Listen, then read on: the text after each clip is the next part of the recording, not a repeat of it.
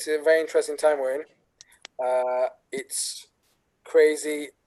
One of the things that's been amazing about Keshet, where we live, is how it's brought the community together, even though it's technically taking us apart. Someone went around taking flowers for every single family for Shabbat, and they're doing orders and delivering food, so not everyone has to go to the shop here. Anyway, Ravar is back in, so and Nadav is back in as well. So Nadav, you want to pick up where we left you?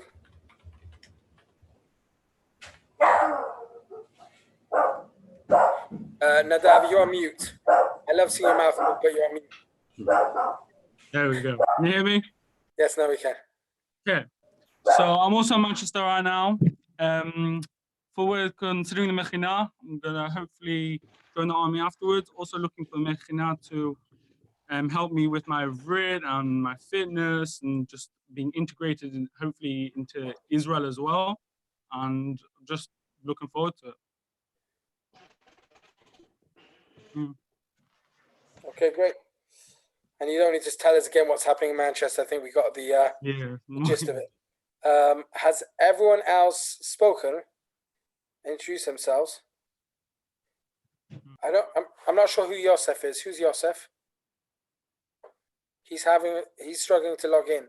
He's just Avram, do you know who's Yosef? Because he's the only person who hasn't spoken yet, and I think he's struggling to log in. Aside from that, Raveres, you want to speak? Or is he frozen again?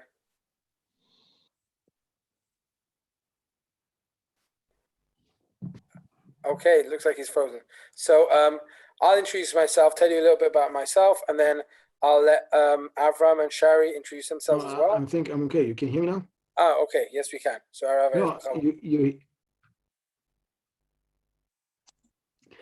you guys can hear me now? שומעים אותי? Yes, yes. Okay, תודה רבה. You blame me all the time. I'm being frozen. Okay, fine. Anyway, I say a few words about myself. Okay, the idea of the Mechina. I think most of you guys heard it already. This Mechina exists almost 20 years, I can say. I mean, the idea of this program exists more than 20 years. We started that in Avnei Eitan, where I live. I'm the only staff member who don't actually live in Keshet because I'm Rav of another community, which is 20 minutes drive from Keshet, Avnei Eitan it's called. And I'm the Rav over there. And we started the Mechina here in Avnei Eitan. It was only for Anglos or people coming from Chutz La'aretz. And the same purpose you guys just mentioned, to improve the Hebrew, to join the IDF. Some would have made Aliyah, some don't, it's fine. And years after, we decided to join to Keshet and to do everything. First reason, or the most important reason mostly, is because we want the engagement with the Israelis and to make this program integration program. And that proved itself, I think, for many years already in Keshet. This is my 6 years in Keshet that we're doing that in Keshet, which is amazing. We're having every year like about 80 boys, Israeli, sometimes it's more than that, depends on the year.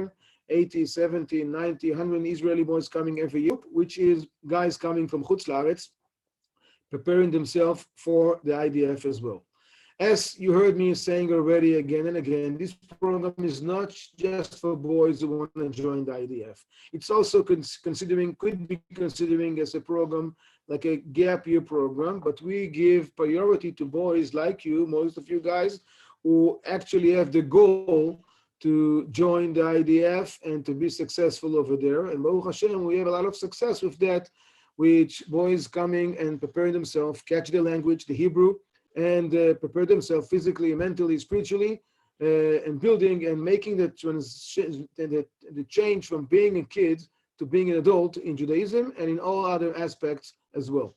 So this is Behemet, the purpose. And from what I heard, okay, I came in and out, but I know you guys already, I think it served the most of you guys, the goals, and we have fit so much one-to-one. We see eye and eye together, the purpose of next year, of the next coming year. As you see now, you can see a face of somebody. You can see through the face, you can see somebody. And I look at you guys right now, all the group over here, not all going, most of the group. We have more 5 or 6 kids that can't, I don't know why they're not joining right now. Maybe they can't, maybe they're very serious group next year. Baruch Hashem. It looks like that. It sounds like that. It looks like that. And Baruch Hashem. This Parashat Shavua, we finished Vayikra, and we're going to Tzav. From Vayikra to Tzav, actually, just short idea to understand, because the old Torah Kohanim concepts is to how I can be close to God. This is why we're saying korbanot. Korbanot coming from the word litkarev, to get closer, beivrit. Not sacrificing like in English. The meaning of the word korban, sacrificing, yes, but in Hebrew, the meaning of korban is to get closer. This is actually what you guys want. You want to get closer. I heard you guys saying, I want to stay religious in the army. Of course you want to stay, of course you're going to stay religious. It depends on you. If you want to be religious, you'll stay religious. It's only up to you. We're just going to be the catalysator in chemistry, the catalysator, the one who just make it the process to be more clear, more fast, and more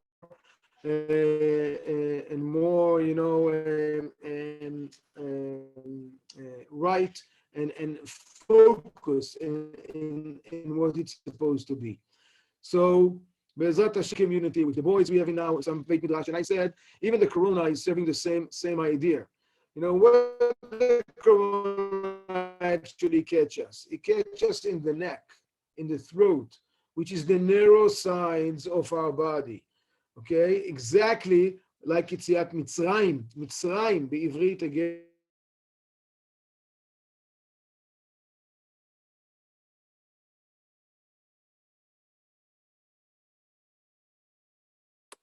I just want to let you know, Rav Erez doesn't sound like this in real life. In real life, his speech flows. He doesn't make funny noises when the internet is slow. I can't. I wish I knew what his next thought was. I'd love to continue his Torah, but unfortunately, I don't know what his next idea is. Sherry, go on. Can't hear you. We can't hear you, Sherry. You have unmuted, but for some reason we can't hear you. Maybe because you've got a microphone. Now, go on. Now we can hear you, Sherry. Okay. So as soon as he comes back, he'll take over. But what he was about to say was that the neck is the narrowest place in the body. That he already said, right? Nod your heads. He said that already? Were you paying attention? Yes, he did. Thank you. I'm just checking. I'd like to feel that you're here. Oh, see, I got a smile out of you. And the Mitzrayim, you probably know this, comes from the word sar, narrow.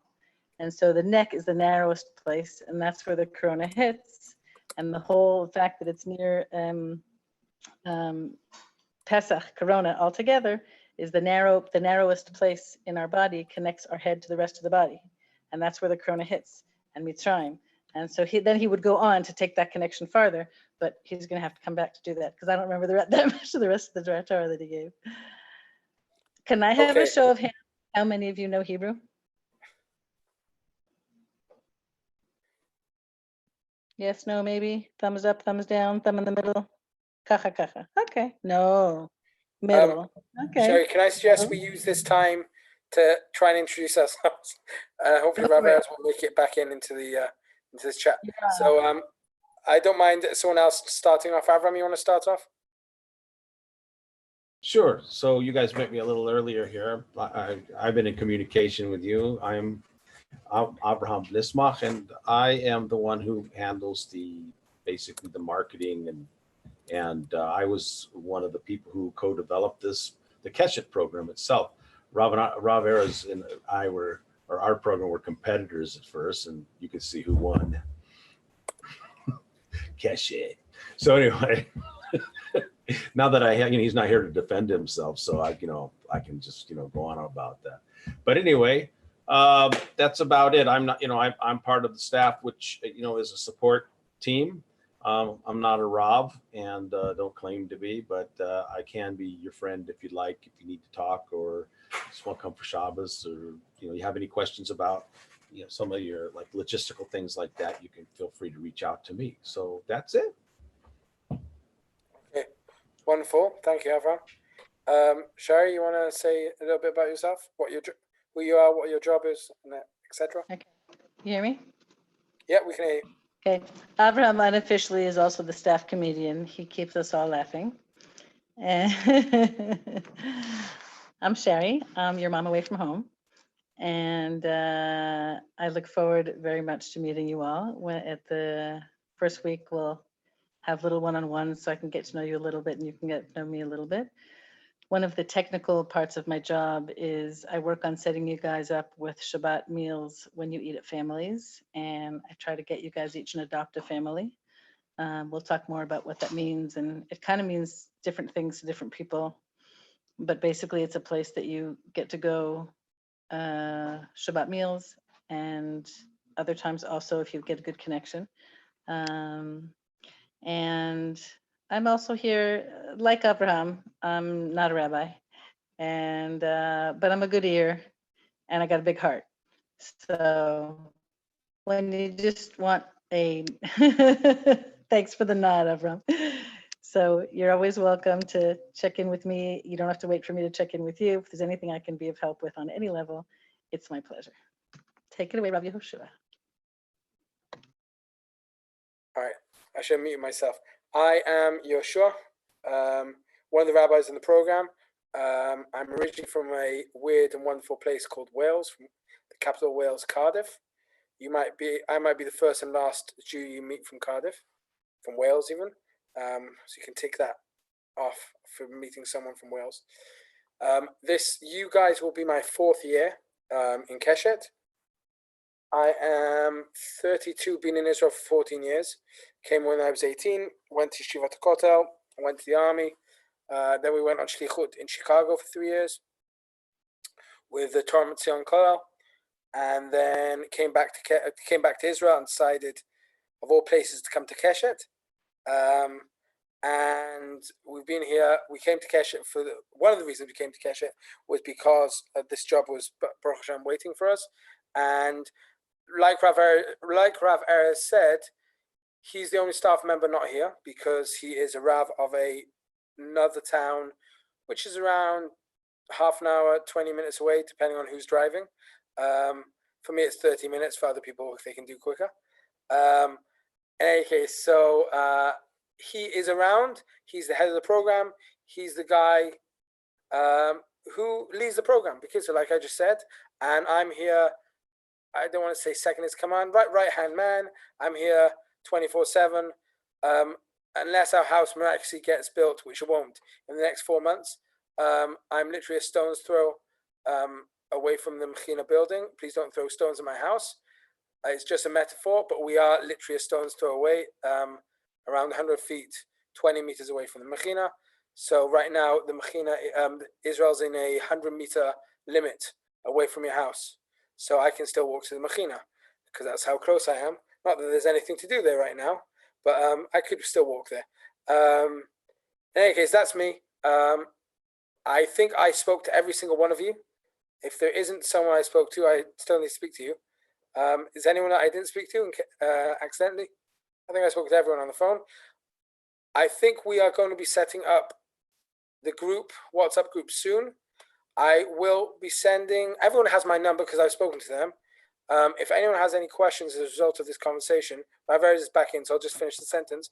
If anyone has any questions, I said this on the phone when I spoke to you originally, please feel free to ask anything, even if it's just a technical question, if it's a spiritual question, if it's any type of question, please feel free to direct them to myself, and I'm sure the same goes to the other staff members who are here.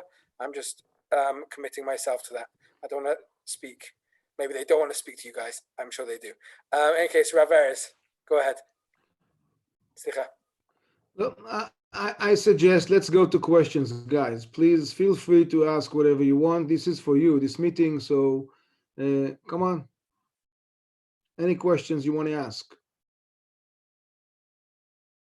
So we don't get everybody talking, or just raise your hand if you have a question like this, and then we'll just call your name and unmute yourself, and then we'll mute yourself back up. Can I Yes, take sir. a picture for a second? Nobody? Come on, you have to have something. Don't all jump at once. What's breakfast like? What's lunch like? You know, What's Thursdays for supper? Come on. Any questions? Do we have alcohol gel in Israel? Yes, we do. What is the food situation? Oh, I opened up a can of worms now. What is what? The Like, food situation. What do you ask? What again? What is the please? food situation? Food situation. He's the goon. בסדר. Guys, get Yaakov. כן. Guys, Yaakov is from this year, and Ephraim also. They just joined now. Yaakov is about to join the IDF soon. Like, what, 2 weeks, Yaakov? 3 weeks? יעקב! Fine, be quiet. Ephraim, quiet. And Ephraim also from New York. You guys know the New Yorkers. Do you know Pizza Bravo from New York? So this is Ephraim's father. David is the one who run the pizza. Now, Ephraim and Yaakov, we just came on time because the guys from next year asked, what is the food situation in Keshet? Guys, it's the best food you're going to get. It's 5-star quality. It's so good, I tell you right now. The food is all right. Can't base your program off of food. You know, at the end of the day, you'll learn that. But that's what it is. It's not 5-star catering. It's not at the end of the day. That's not what it is. It's not you're coming to program for the food. That's not the goal. I'll say all. It shouldn't be. At least. Yeah, guys, it's not about the food. It's about what you're getting out of it. Okay. If you go up to Shirim, you'll turn out to be the best person in the world, I promise. In addition to what Ephraim and Yaakov are saying, just a technical change which is being made, which I don't know if they know of. The Mechina next year, unless Corona is going to screw up everything in the world, is supposed to be opening its independent kitchen, which means we are going to be in control of our own catering. Whereas until now, we've been ordering in catering from a field school which exists in Keshet. From next year on, it's going to be what the guy, well, not literally what the guys want. If the guys want steaks every night, that's not obviously what's going to happen. But it's more going to be geared to what the students want and what the Mechina itself wants. And we're going to have more control over that. That means doing more Torah Midbach. That means doing more kitchen duty. But I assume most of you don't mind doing more kitchen duty if it means you get... Nah, they're all goons. They don't care. Okay, right. They're all goons, as Yaakov said. They should all do the kitchen duty. All right. Yaakov, thank you. Any other questions? To get kicked off this. Now we're on a roll. So anyone that got any other questions? Is there a dress code? Yeah, how come this is after RU? Yaakov, Alan asked, is there dress code, right? Yeah. So, Rav Erez, you want to answer that, or do you want me to answer it? All right, I didn't get the question. What the question? Yeah, again? because Yaakov's making too much noise. Alan asked, is there a dress code? Okay. Code There's no dress code at all in the Mechina. I mean, you can come as you want, unless quiet, Yaakov, unless you wear a black hat and a suit, of course. Well, and now seriously, there's no dressing code in the Mechina. We just ask you to respect when you come into the dining hall, even, and when you're walking in the street, you don't walk without a shirt, or you don't walk with an undershirt. You just walk with a t-shirt, whatever. You can walk shorts if you want in the summer. There's no dressing code. And the kippah is also part of the dress code. I highly recommend you wear tzitzit, just so you know. Oh, beautiful. Kippah, or you can come with a migbat as well. Right. We got a son of bed on our hands. Streimels are encouraged. If anyone wants to wear streimel, it's also encouraged. Yes, James. Do you have to shave your head? Why? Why would you need to shave your head? Because I know in the IDF you have to shave your head. Right, but we are a pre-army academy, and therefore you have to shave your head. Don't worry. We're gonna get there on the first day. Shaved head. We're shaving your head, all right? I'm shaving your head the first day, all right? Okay, fine. You don't have to shave your head. You need a certain shortness of hair, but as a mother of 2 soldiers, I promise you, you don't have to shave your head. Okay. Thank In the you. Mechina, you get something called a ptoch se'ar. Okay, Ephraim. Okay, any other serious questions? If not, James, serious. wait. James, you saw too many U.S. Army movies, I think. This is the problem. Maybe it's possible. Anyone else with questions? All right, Rob, I gotta go. I'm gonna go shave my head. I'll be back. Rob, I gotta say something. Rob, can I say something to them? We'll miss you, Yeah, Yaakov. sure. Ephraim, It's go good. ahead. It's good. Don't worry. Guys, if you're coming next year, you have to take it seriously. Like, there's no But joking don't around. move, Ephraim. Don't move. I mean, stay stable. You're moving your camera and getting a headache. Sorry, Rob. Guys, you have to take this seriously. Like, you come here to get the experience. Like this, like in a year, 2 years, you'll all be in the army. And they say people come out of the Mechinot, they're like the best people. They're the best chayalim you can get are the people who come out of the Mechina. So if you take this seriously, and also that you're chayalim bodedim, and if some of you want to get to elite units, the army's gonna look at you at a much higher level than any other person in the entire pluga, which is the entire platoon. So if you go to shirim, if you go to everything, you go to davening in the morning, you work out, you'll be the best chayal in the entire army. I promise you. Don't sleep till 10 o'clock. Don't skip davening. If you show up, I promise you, you'll have the most meaningful service of your life. I promise you. Agreed. Very agree. Also, the Israelis, it's like frowned upon among the Israelis. Like they don't do that. They all show up to everything. It's like a camaraderie amongst them. So you don't want to be like outside of that. You want to be involved in it. It's gonna help you out 100%. I want to make one small caveat to what Ephraim said. Just so you know, I wrote to Ephraim in a personal chat in WhatsApp now, well said. So I really like what Ephraim said.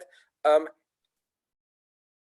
Israelis are not perfect. What Ephraim is trying to say is those who don't come to Shirim are like the outliers. They're like the exception. The rule by the Israelis are they came to take advantage because they can come and they don't have this thing of gap year in Israel. Most guys go straight to the army. They want to get as soon as possible. Many Israelis want to get as soon as possible to their til shichur. They want to be traveling around wherever they can travel after the army. These guys who are coming in general are coming to actually explore their religion, deepen their connection, get into better units like you guys as well, but doing it within a religious framework. So it's like Ephraim said, and I said this over the conversations on the phone, that's what we're here for. We're here to strengthen your connection and to enable you to achieve what you want to achieve, which is getting to good units. We know from our experience that is done through strengthening yourselves mentally. Alex Shapiro's brother, Saul, did incredibly well to get into Maglan. I don't think that's a secret. If it was, oops. He's in one of the elite units because he took his time in. Rob, I'm telling Hamas now, right? We have a guy who is in the process. I am in the Mossad. I mean, not in the Mossad right now, so you have to. Okay, Yaakov, thank you. In any case, we have guys who are in the process of going into pilot's course, and in general, the guys who get further in the army, the guys who took it more seriously. Obviously, there are exceptions, but that's the general rule, unwritten rule. Like with many things in life, the more that you put into it, the more you get out of it. So I hope that you'll all get a lot out of it. Right. Guys, it's not just for the army machine. I'm telling you, it's for the rest of your life. What you learn here, it will make you better friends, better sons, better brothers, better husbands, better fathers, please God, one day. It's till you die. I'm telling you right now, what you learn here, it makes you a man. It takes you from being a boy to being a man. You have to take it seriously. Like this is not a joke. Like if you take it seriously, at the end of the year, you might even sign Shana Bet, like I plan on doing. You're gonna look at yourself and say, and when you go back home to your parents, they're gonna see how much you changed, and for the better, not for the worse. Does anybody have any other questions? I have a question for the guys who are there that were there this year. I think his name's Ephraim, I think. Anyway, what was your when you started? How was your Hebrew like? What was? Well, for me, I can't really talk about it because I'm something called a katin chozer, which is a returning child. I used to live here, so I'm fluent. So I can't really speak for that, but I'm sure Yaakov can. No, Yeah.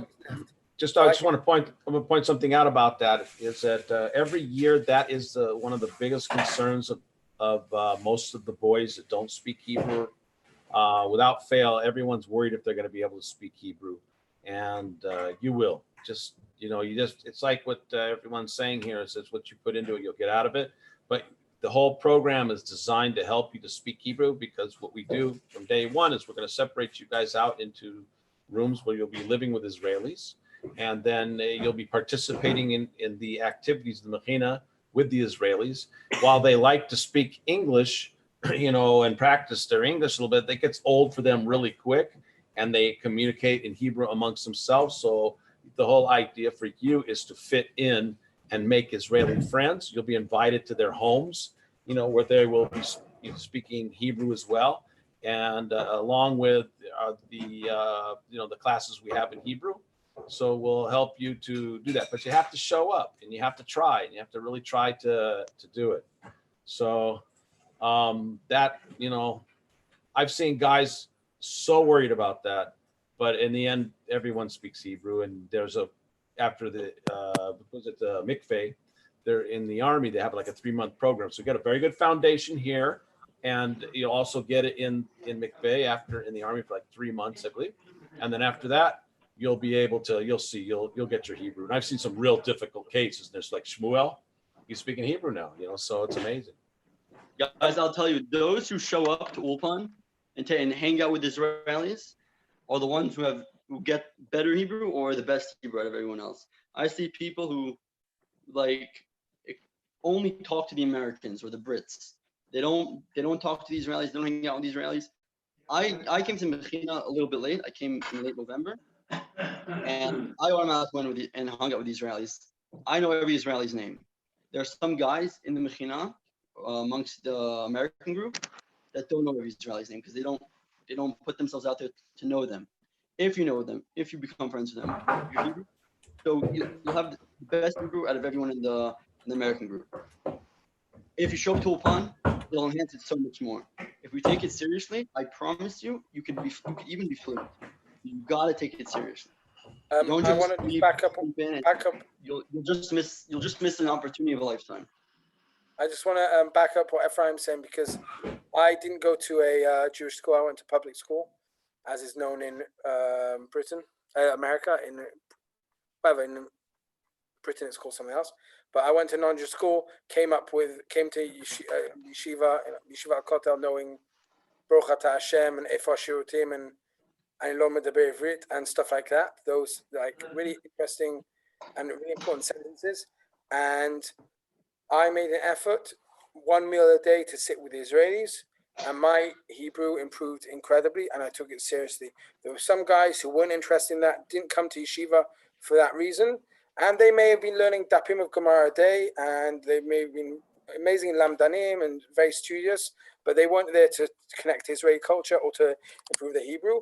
I ended up going to the army, and most of the guys who are serious about learning are now still in America, and still they're not coming back. So if you are coming to improve your Ivrit and you're willing to make the effort, which sometimes is not easy, being in his room with Israelis, different culture, but if you're willing to make that effort and make that sacrifice, then your Ivrit will improve. A lot of the whole Mechin experience, especially the Ivrit, is down to you guys. Rav Aris said this in interviews. I said to you on the phone as well, that we are in some ways like a college atmosphere where it's a lot of independent learning. The responsibility is yours. We can't force you to sit with Israelis at meals. That's not what we're about. We can't force you. We're not going to be checking every single night where you're sleeping, if you're sleeping in the bed you're supposed to be, or if you've gravitated somewhere else to a room with English-speaking Israelis. What we do is set you up for success, and it's really, a lot of it's down to you guys taking advantage of that. So the Ulpan, the sitting with Israelis and meals, sitting in Israeli, sleeping in the rooms with Israelis at night, having that social atmosphere. That's a very important part of the Mechina. And so Moshe, if you're a social guy, Moshe asked the question, right? Right, Moshe? So Moshe, if you are a social guy and you're willing to put yourself out there and hang out with guys, even though it may be difficult at the beginning, then you will succeed. I want to just add one thing. Very, very quickly, when we came back from school, they had nothing. Obviously, when you're a young kid, it's easier. But if you actually put yourself out there and make the effort, within a few months, you can be speaking very good Hebrew. Not fluent, but very good. I want to just add something. Language is a very personal thing. Some people catch on quicker, some people catch on slower. I've seen from one extreme to the other here. I totally agree with everything that everybody else has said about how much of it depends on you and how much you put into it. Just know if you're one of those people that language comes more slowly to you, don't mit'esh, don't give up. You just have to persevere and find whatever ways work for you from all the different things that have been mentioned. It'll happen. I remember a guy who was so frustrated. His biggest goal was Hebrew and he wasn't happening. The Israelis kept talking to him in English. He was really, really frustrated. And now he's married, he's fluent in Hebrew, he did the army. It happens, everyone at their own pace. So just for like little frustration prevention over here, if you're one of those people that your pace is slower, persevere. The most important thing is the direction, the pace will come. I agree 100%, absolutely. I came to the Mechina with almost no English at all. And Baruch Hashem, I'm almost fluently in English right now. I'm just need to work a little bit about my accent. I just want to ask, do you guys have any questions for me, for like as a student of the Mechina? Any other questions? Anything? Yeah. What made you decide to do to come back for a second year? To come back for a second year? Well, first of all, I love Keshet. I love the atmosphere. It's really you build like a brotherhood amongst these people. The shirim, I want to stay religious in the army, and that is a challenge amongst a lot of people who are religious when they go in the army. I'm not worried about it. I'm not worried about not being religious outside in the army, but I want something to enhance it, something to really keep me strong while I'm in the army. And first year, it's like, okay, you learn your stuff. Now you can see it's really a 2-year program. I'm going to be honest with you. Whether it's you switch to the Israelis or whatever, a full 2 years or even till March, that's when you really finish covering everything you need. And then when you're done with the army or whatever, people still come back after their service, even during their service to Keshet, because it's like being part of a family. You don't leave it. Like once you're in it, you're with it for life. Does it help answer your question? A lot of guys, Israelis and Keva guys, come back and visit during the army, after the army, come for Shabbatot, come for Shabbat Bogrim. It's Keshet is a family, and as the mom and the family connection here, right? I connect you guys to families. I encourage you to connect to the Mechina family and also the individual families that you'll eat at.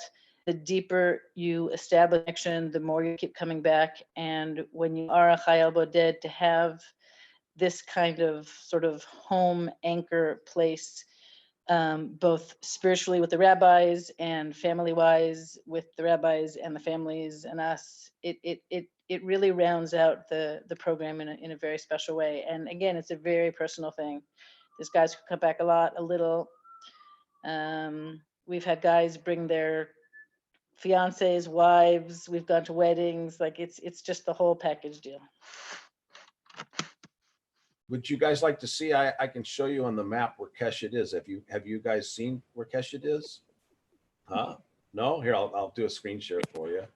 Hang on one second. Where Keshet is, I say the top of the Kinneret. Turn right. First of all, this is what it looks like from the Mechina right there, pretty much from the backside of the Mechina. That's Mount Hermon right there, and that's a beautiful park called Park Baruch, and we have like a little lake, over there, and But let me just show you on Google Maps here. Oh, somebody was asking me to feast. This is the kind of food we have every day at the Mechina.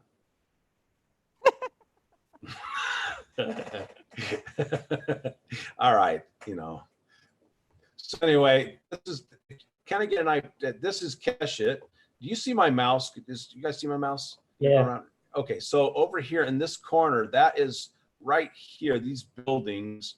That's the Mechina right here. Let's see how close I can get there. I think that's about no. Okay, so this is where the Mechina is, and that picture you see is looking in this direction here. There's that reservoir there you're seeing. So as we scroll out, this is Keshet. You're going to see kind of how remote it is. You can see now Ravera's. Now this over here that's the border right there. That's Syria right there. It's only about maybe 2 miles away as a bird flies. Really great hiking and a lot of little springs and things you guys could go and explore. Wonderful exploring here. Rav Erez, his place is over here. This is Avnei Eitan. This is, see if I can bring it up where Rav Erez is sitting. Here's the Kinneret right here looking down. Now we're up about, I think we're like 3,000 feet or something like that. This is Avnei Eitan. And see if it comes in a little clearer. Yeah, comes in. It's a smaller place. And this is where Rav Erez is currently sitting. And so kind of give you an idea as we scroll back here, you want to kind of get an idea of Israel itself, a little bit global. You can see this is where we're at. The closest town, we'll say big town, is called Katsrin. And then it has all the facilities you want of a nice small city with places to eat and things to buy and things like that. Yerushalayim is over here. And there's a bus, one bus called the 966, takes you just about practically to Keshet. It just takes this road all the way down and over this way to Jerusalem. It takes about 3.5 hours by bus. And it's a beautiful drive through. It's called right here, it's called the Beak. I just was driving through it today, and right now Guys, I have to tell you, Keshet is, like, aside from just having a good year of growth, let's say when you have a break, you go outside for a hike, it's so nice. It's really, I have a friend who's right now in a different Mechina, and we always like the Yankees and Mets, they're always roasting each other. We're like Real Madrid and Barcelona. Like, that's between Keshet and another Mechina. Shall not be said. Anyways, I tell him, like, I honestly think you made a horrible mistake for going to that Mechina. Like, it's so much nicer here. You have a beautiful view in the winter. You have the whole Hermon. You have a stream of water. You have cows everywhere. It's so nice. It's beautiful. And at night you see all the stars. You can see everything at night in different cities from miles away. I mean, it's such a bonus that nature aspect, and it's so with all the stress you're going to get. If you get that, you're going to get every now and then something with the army. With army issues or aliyah issues, you just walk outside and you take a breather. It's honestly it's one of the best things you can have. Go ahead, James. James, Yeah. How close do you guys go to Syria? Like, do you guys hike like on the border, or like how does that work? You'll see when you come here. You see when you come here. The Mossad sends us on missions every other week. And no, we don't go right up to the border. It's not as close as it seems. And Baruch Hashem, as of now, they are too busy with. We had a mission in the border in Hamad Gader. We had a mission over there. Yeah, that was fun. That was very fun. I'll tell you something. You can tell all your friends. You're American, James? Yeah. All right. So this is what I did. I went to public school. So I told all my friends I'm 4 kilometers off the Syrian border. And that's what you can tell your friends. But in reality, you're never going to make it near Syria. Except for that one trip we did. Is it considered trespassing if you go? I mean, it's not trespassing. You'll get arrested and locked up for the rest of your life. James? You get shot. James? There's a fence. I've been here for 3.5 years, almost 4 now. It took Corona to have a guard at the gate, meaning right now there's a guard at the gate to stop anyone from outside Keshet coming in, and like there is in every yishuv now in the Golan to stop the spread. And No, nothing because of security, not because of terrorism, because of a small little virus. That's what brought Keshet to need a shomer at the gate, meaning you don't need to be worried about security. I can't tell you nothing will ever happen, but as I've been here for 3.5 years, Sherry's been here for even longer, Ravarez has been here for even longer than that, and it's been very quiet here since I've been here, and you don't need to be worried about that. I can't promise you, Assad's a Mashugana, but as of now, Baruch Hashem, everything is quiet, and we're not that close. Yeah, I just want to point out that the guard at the gate was about 14 years old. Well, I'm doing shmira on Tuesday. State team. Oh, okay. It's a rotation. It's a rotation. No, the last guy I saw let us in because I just came in from Beit Shemesh. I think he had to be 14. You know, the people that live here are taking turns or have the teenagers are out there, so it's not it's not going to be an issue there. But as far as you know, one of the big questions is that when you saw the picture there, it looks like we're kind of far away from everywhere. But as you know, Israel's not very big right now, and it's easy to get around. And also too, you'll see that you'll get in places that your friends won't even imagine, the ones that are in those, we'll call them bubble programs, where they're just stuck in some kind of a bubble American English speaking program, and they just sort of go wherever when they're on their special trips, or they just stay where they are. You guys are going to have the experience of going all over Israel. We have our trips as well, but when you get invited by your new Israeli friends, you'll be going to towns and villages that you never even heard of, and you'll have the inside track. So it's a fantastic experience for you. So does anybody else have some questions here? Anybody like to ask something? Yes, go ahead. Yeah, Moshe.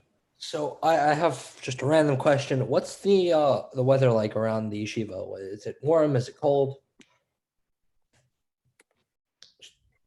Only come in shorts, all right? No, I'm just kidding. In the summer it gets hot because it's Israel, but in the winter it gets really cold in the winter. I'm from New York. Okay, Moshe, I was in Chicago. It doesn't get anything close to cold. I won't call it cold here compared to Chicago. Now, I brought my coat 80% down, 90% down coat to Chicago. It's still up in my attic. I've never had to bring it down. The last time we had serious snow, supposedly in Keshet at least, was in '92. That's what I heard, which was so serious it collapsed the roof of the field school here. Aside from that, since I've been here, there is snow in the Golan, in the Hermon, and in other areas of the Golan. Everyone thinks that the Golan is like mountainous region. We are a plateau. I sound very posh saying that, very plateau. We're a plateau, and from the plateau goes up to the Hermon. The Hermon gets a lot of snow. I've been here 3.5 years. We had 3 years ago, my first winter, 1/2 inch of snow, which melted within an hour. 50-minute drive away, which is 400 meters higher, they were snowed in. So we're not that high. We're actually lower than Yerushalayim. So Yerushalayim is more likely to get snow than us very often. In the summer, what's nice, Ephraim hasn't experienced yet the real summer yet, but what's nice in the Golan is, at least in our area of the Golan, is there's not a lot of humidity. Even when it gets hot, it's not very humid. So it's not like Tel Aviv and Yerushalayim, which gets hot and it's very humid. Rather, it's just hot without, I wouldn't say any humidity, but without as much humidity as other places in Israel. So it's a lot easier to survive. And now all the rooms have mazganin as If you're from California, the Golan gets really cold. If you're from New York or Montreal, it doesn't get so cold. So a lot depends on what you're used to. The winters are cold, the summers are hot, but nothing that's horribly extreme except for when there's a super heat wave, which happens more and more each year, but we can handle it. Any other questions from anybody that like to? Yeah. I saw horseback riding on the map. Are there like horses? Yes, there's horses. There are places that rent horses. I don't recommend the one in Alonia Bashan, but there are other places to go. I just didn't have a good experience over there at that place a couple of times. But yeah, you can rent horses if you'd like. And how long is it by horse to Jerusalem? How long is my horse to Jerusalem? I guess No, you'll have to there's no horse ride it and rental. find out. It's not a horse rental anytime. It's not like a car rental. You can't rent a horse and take it for a few weeks. It's like you rent it for a few hours. You can't now rent Oh. it. No, that doesn't exist. That doesn't exist here in Israel. I don't think it exists in America either. But if it does, well done. In Israel, that doesn't exist. You can't rent a horse for a few months. In my place in Avnei Tan, you can rent a donkey for a month. So if you want, you can ride on a donkey to Yerushalayim. And people will call you Mashiach. That's right. Exactly. So, question: What are some of the main trips or tools that the Mechina goes on throughout the year? Survival week. Yeah, what do you know about survival week? Survival week. So there's Survivor Week. There's Yerushalayim Week, where we are 5 days in Yerushalayim doing stuff which some yeshivot do, but it takes them a whole year to do. We go to places which some yeshivot don't do, and we do it in a jam-packed week, 5 days. We also, I assume this will be continuing next year as well.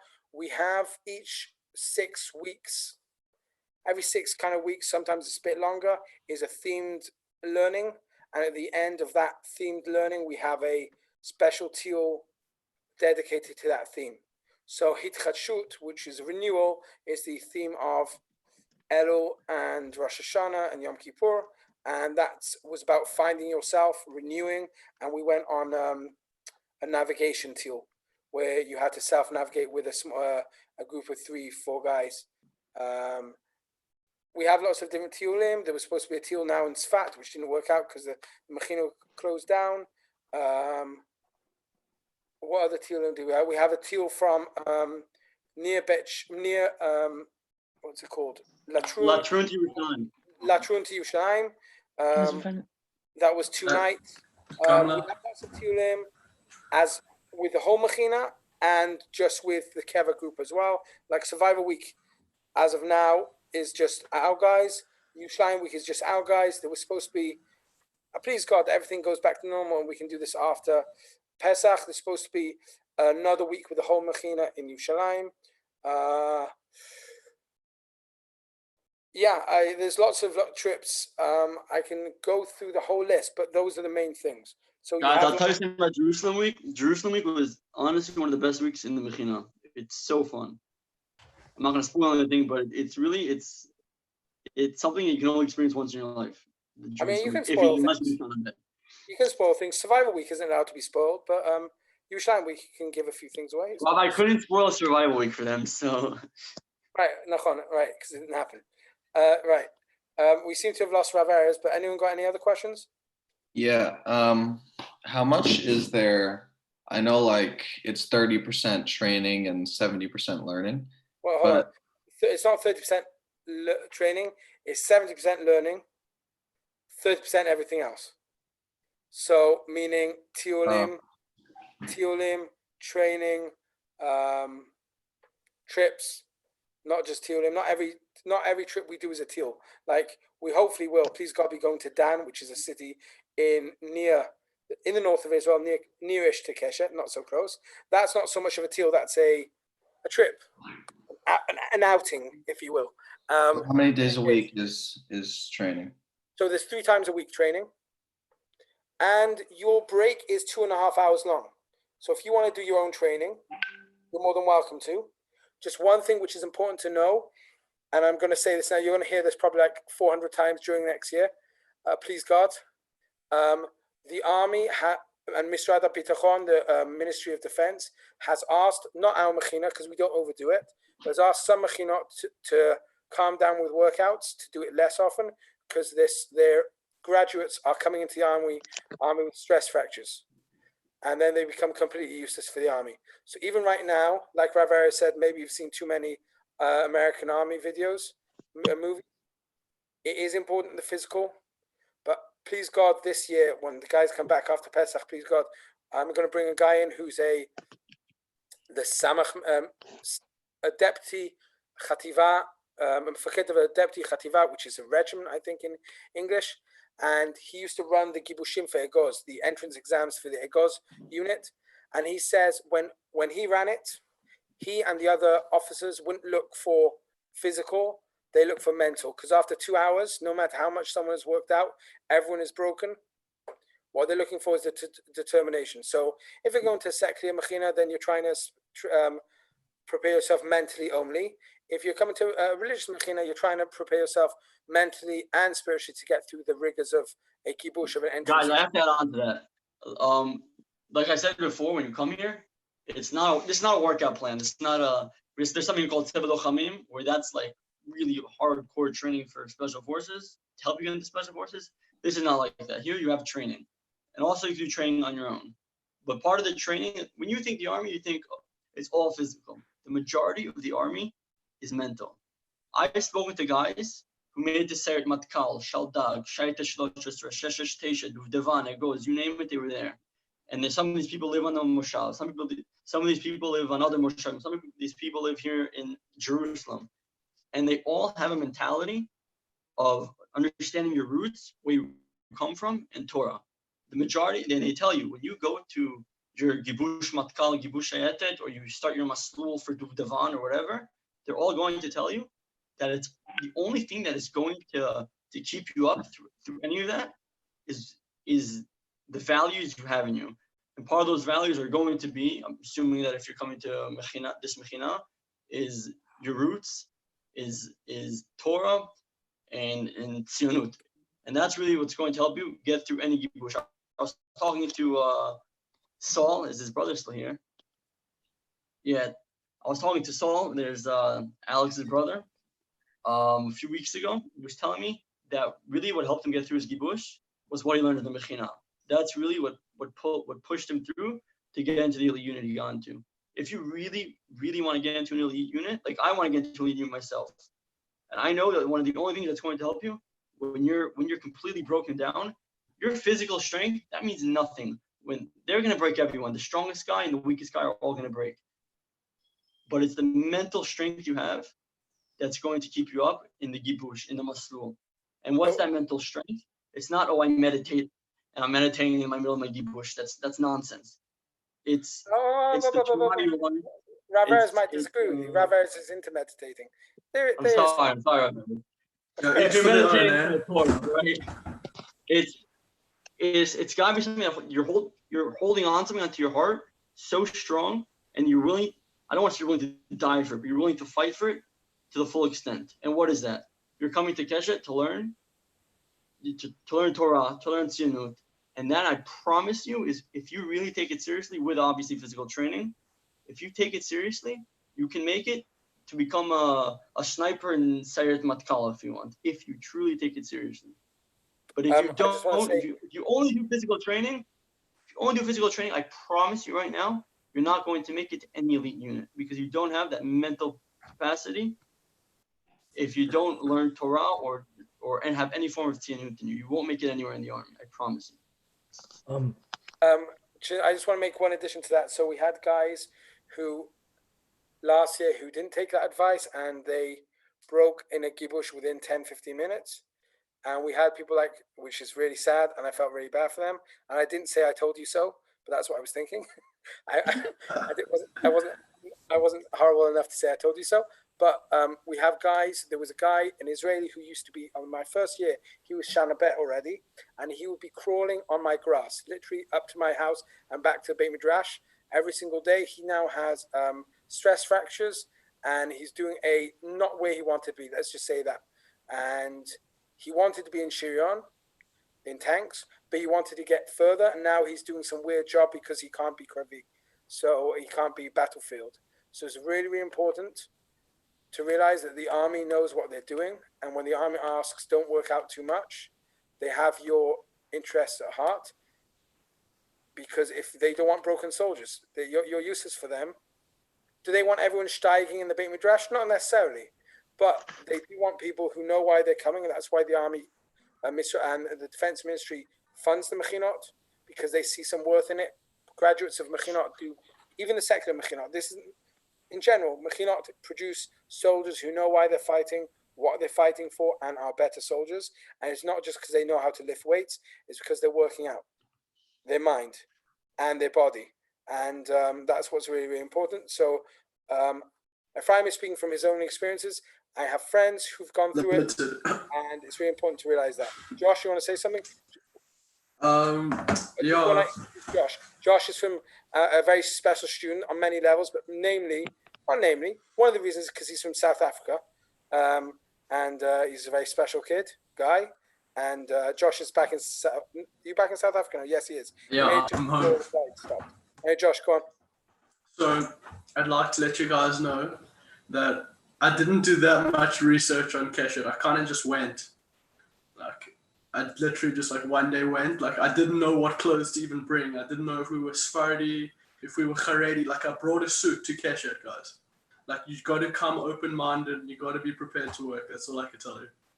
You just got to be prepared to do what you got to do. That's it. That's all I got. Okay. Does anyone else have any other questions? Yes, Moshe.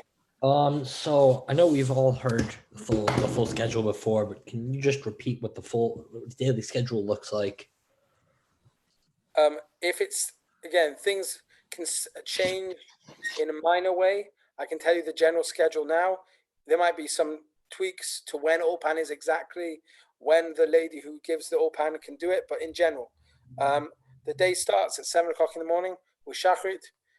Post Shachrit is a workout 3 times a day, 3 times a week even. 3 times a day would be a lot. 3 times a week, followed by lunch. I'm just joking. I'm just getting it all wrong. Followed by breakfast. Breakfast is the first meal of the day at 9, and then at 10 o'clock is the at 9:45 is a optional shiur with me. At 10 o'clock, however, is the main shiur of the day. It's either Rav Erez most of the time or me, and that is a Jewish philosophy, emunah, Jewish beliefs. I hope I'm describing right. Rav Erez is the one who normally gives the shiur, but in the luach, it's in the schedule. It's called shiur kvutzot, the shiur of the groups of the classes, and that's what we normally discuss: emunah, philosophy, Jewish ideas, very in-depth stuff. Rav Erez and I have different ways of teaching and different things we discuss, but in general, that's what it is. At 11 is Gemara. This year we started off learning brachot, and after Hanukkah we made a push to finish Megillah by Purim, which we did the siyum at the Suda on Purim Day, and we actually did that. It was the first time in 3 years I've been here that we managed to finish Masechet, which is a big achievement. And at 12 is a shiur which changes. Rav Erez, it's twice a week. It's Tanakh. Once a week it's Ema Ban Smecha. Another day it's Tefillah, and I can't remember what the 5th time is, but it changes, and it might be different next year anyway. At 1 o'clock until 3:30 is lunch. At 3:30 is mincha, and at 4 o'clock is learning with Shana Bet Chavrutas, which is Ephraim didn't mention this, but it's a very central part of the year. If you take advantage of this, you will achieve amazing things. It's picking up an Israeli Chavruta, a Shana Bet Israeli Chavruta in Ivrit, with other Israelis. Now, next year it might be a bit different. It might be one Israeli with a few Keva guys. It depends how it is every year, but it's incredible thing you can take advantage of. That's for an hour until 5 o'clock. From 5 to 6, it varies. Sometimes it's shiurim with Israeli rabbis. Some of them are in Ivrit, some of them are in English. We're lucky this year that the Rosh Mechina and one of the other rabbis who joined us this year are both fluent in English, so they give shiurim in English. And the time between 5 and 6 is also time for Ulpan, depending on which day. It's also time for me to set up one-on-one chavrutas with you guys, and that brings us basically to 7:30. 7:30 is supper. 8:15 is Mariv, and there's different activities every night. I'm going to go backwards. Thursday night is when Rav Erez comes and gives a class called Love Class. On Sunday, I'm going all over the place now. Sunday night is preparation for the army. It's lots of guests, not guests, but people we bring in from outside of Keshet who do activities, also teaching. but activities, missions, and teach you how to do certain things, how to build tents, how to build shelters, how to do different things, how to cross water in a safe manner.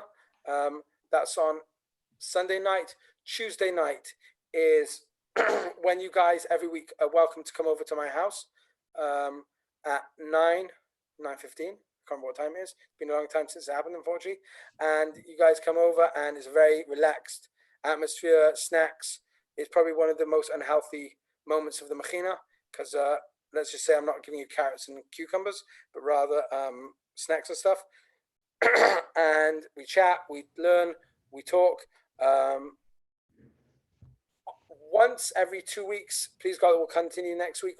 Avram Venismach, our esteemed colleague, runs an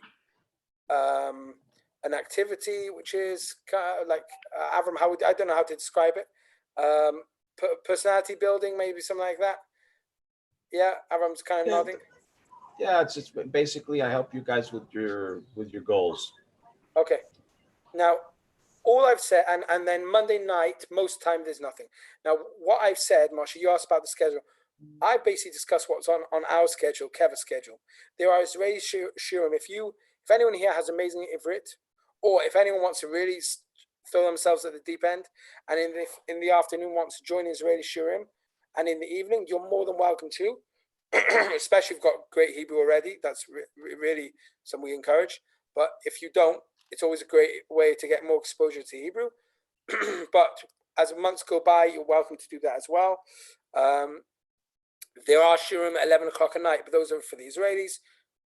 Well, I don't mean Israelis. Those are in Ivrit, for anyone who wants. There's Daf Yomi as well, for those who want to start doing Daf Yomi. Ephraim is, I hope he's still managing through the corona to do Daf Yomi. Yes? Of course. Got to catch up with those on some pages. Okay, so Ephraim, I'm still going as well. So as long as you're going, I'm going, okay? All right? All right. All right. So that's the general schedule. There is also time in the week which Sherry will come and speak to you, and but that's not a kavua time in the schedule. Sherry comes and has meetings with you guys. As she said, she's the invite. She also does a lot of counseling and helping out people. Well, we should talk about Shabbat and the Mechina. And we'll finish with just Shabbat and the Mechina. Shabbat and the Mechina, as was already mentioned, Friday night you guys normally eat in the Mechina. Sometimes Avram will have you over. That's up to Avram. And Shabbat lunch, you guys encouraged to eat out with families, which Sherry will set you up, and hopefully you create a good enough relationship to actually be adopted by them. That every Shabbat you eat by them, every Shabbat they're there and they can have you. In previous times, it's been incredibly successful where guys haven't obviously legally been adopted, but have started living with their adopted family and have gotten very, very close. So it's really, really encouraging. It's also an amazing method to improve your. I just want to add on to that. On Shabbat. So we have been speaking for an hour and a half now. So after Ephraim says what he has to say, we'll take one last question if there is one, and then we'll call it a night. Okay? And obviously, like I said, send us questions if you'd like. Okay? I just would like to add one thing real quick. I'm going to put a link inside the chat here. We are having online shiurim in our virtual Beit Midrash. You go to virtualbeitmidrash.org and you can come and learn with us. So I'll put that in here, and please feel free. You can see I'm posting the schedule on there so you can see what kind of classes and who's going to be teaching, and I hope to see you there.